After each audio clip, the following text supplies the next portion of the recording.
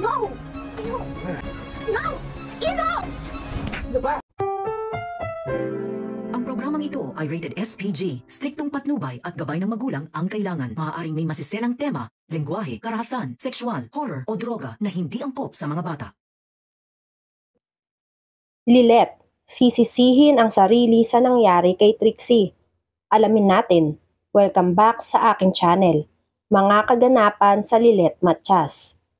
Tuluyan na ngang napawalang sala ang akusado na si Ino De Leon laban dito kay Trixie Engano, na talaga namang ikinalugmok nitong si Trixie at ng pamilya nila nang i-announce na sa korte ang resulta ng hatol.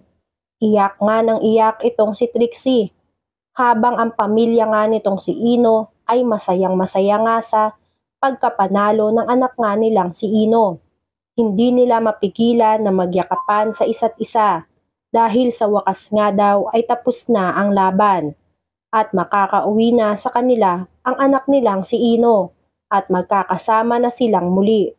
Samantala, ito ngang si Lilet ay malungkot lang sa isang tabi dahil nagigilty nga siya sa ginawa niyang paglaban sa step-sister niyang si Trixie dahil sa tinalikuran niya nga ang pamilya niya para sa trabaho niya at ipaglaban ang pamilya nitong si Ino. Pagkatapos nga ng hearing, nilapitan naman ni Trixie itong si Lilet para ipamukha nga dito kay Lilet na malaki nga ang kasalanan niya dito dahil kahit nakaupo nga lang daw itong si Lilet ay nasa panig pa din nga siya nitong sila Ino at hindi niya kinampihan ang sarili niyang pamilya at lalong hindi pa din daw siya pinaniwalaan nitong si Lilet hanggang sa huli. Kaya naman masamang-masama nga ang loob nitong si Trixie sa kapatid niyang si Lilet. Samantala, pag-uwi nga ng pamilya Engano, hindi nga nila alam na may sorpresang handa pala ang mga kaibigan nitong si Patricia sa pag-aakala nga na mananalo itong si Trixie sa korte. Pero bigo nga sila dahil ang pamilya De Leon nga ang nagwagi sa kaso. Inis na inis naman nga itong si Ramir dahil hindi niya malabas ang tunay nilang pagkatao. Nag-inom na lang nga itong si Ramir dito sa tabi dahil sa bisita nitong si Patricia. Nagkulong naman sa kwarto itong si Trixie dahil hindi niya matanggap na hindi siya pinanigan ng korte sa mga pinagsasabi niya dito, na ang buong akala nga ng lahat ay makasalanan at sinungaling talaga itong si Trixie at gagawin nga ang lahat para lang panigan siya.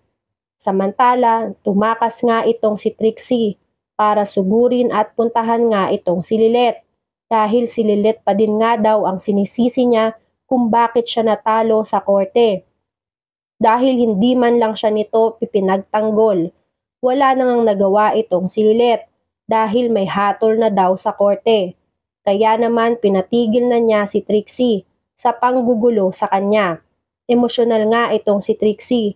Kaya naging emosyonal na nga din ang pag-uusap nilang dalawa ni Lilet.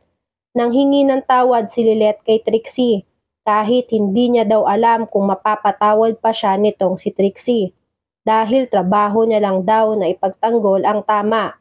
Pero pinanindigan nga at pinandiinan nitong ni Trixie na mali nga ang pinanigan nitong si Lilet dahil lang sa paghihiganti niya daw sa sarili nitong pamilya.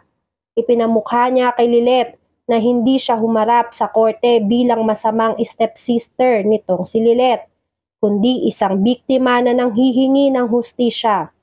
Iyak ng iyak si Trixie.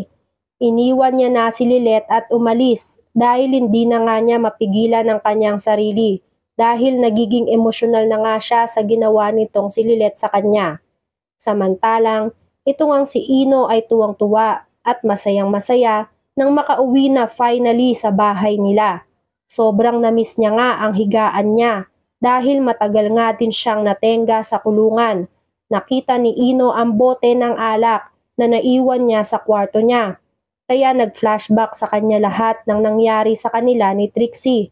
At ito na nga ang matinding revelasyon.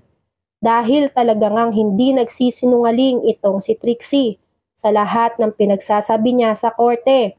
Dahil may naganap talagang puwersahan sa pagitan nilang dalawa ni Trixie na nirape siya talaga nitong si Ino at si Ino ang totoong sinungaling sa kanilang dalawa. Tuwang-tuwa nga itong si Ino na parang isang demonyo habang inaalala lahat ng ginawa niyang pambababoy kay Trixie dahil sa udyok na din ng mga tropa nito sa kanya. Muntikan na nga daw siyang matalo sa kaso, kaya mabuti na nga lang daw ay siya pa din ang nagwagi sa kaso. Kahit ang totoo nga ay kasinungalingan lang lahat ng ipinakita niya sa korte na pagiging mabait at mga sinasabi niya dito sa korte. Dahil ang totoo nga ay rapist talaga si Ino at ni-rape niya talaga itong si Trixie. Hindi na nga alam ng ating bida na si Lilet kung ano nga ang gagawin niya dahil hindi siya mapakali sa naging desisyon ng korte. Dahil sa may mga bagay nga na nagumugulo sa utak nitong si Lilet na kung paano nga daw kung nagsasabi talaga ng totoo itong kapatid niyang si Trixie. Pinayuhan na nga lang siya nitong si Ces na hayaan na lang ang panahon ang magbunyag ng totoong nangyari kung sino talaga kay Ino at kay Trixie ang nagsasabi ng totoo. Hindi pa rin nga makapaniwala itong si Lilet sa nangyari dahil dito daw sa kaso na to ay masyado na silang nagkalabuan nitong si Ramir dahil itinakwil na nga siya nito. Samantala, ito ngang si Ino ay sinusulit na nga ang pagiging malaya niya dahil ito daw ang unang araw niya bilang malayang bilanggo. Sinuway niya nga ang mga magulang niya at hindi niya inintindi kahit pa nga sinasaway na siya nito na wag munang lumabas ng bahay nila dahil gabi na nga daw. Pero mas pinili pa din nga nitong si Ino na lumabas ng bahay nila at piliin ang mga tropa niya na puntahan at mag-celebrate para ipagmalaki nga din ang katarantaduhang ginawa niya dahil nakalusot daw siya sa batas. Nagwalwal nga si Ino at nag-celebrate sila ng mga kaibigan niya sa pagkapanalo ni Ino sa kaso. Samantalang, ito ngang si Trixie ay luhaan na nakasakay sa taxi pauwi ng bahay nila at iniisip kung bakit hindi siya pinaniwalaan ng maraming tao at ng husgado, lalong-lalo na nga itong si Lynette. Hihingi nga ng hustisya ang pamilya nitong si Trixie. Itutuloy nila ang laban dahil hindi sila papayag na manalo ang kasamaan nitong si Ino at malaya si Ino samantalang si Trixie naman ay nagdudusa sa ginawa niyang pagsasamantala dito kay Trixie. Lumabas na din nga ang tunay na ugali nitong si Ino na siya talaga ang sinungaling sa kanilang dalawa ni Trixie.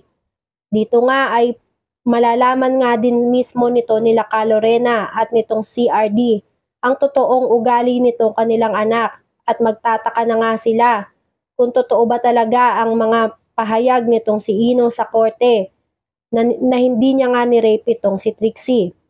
Papanig na kaya si Lilet sa tama kung sakaling ilalaban ulit ang kaso? Ipaglalaban na kaya niya ang kapatid niya sa korte kahit na hindi ito naging mabuti sa kanya? Saan kaya papunta si Trixie? Yan nga ang mga kaganapan sa Lilet Matias. Kung gusto nyo pa ng mga gantong klaseng video ay mag-subscribe at i-like itong video na to. Maraming salamat po.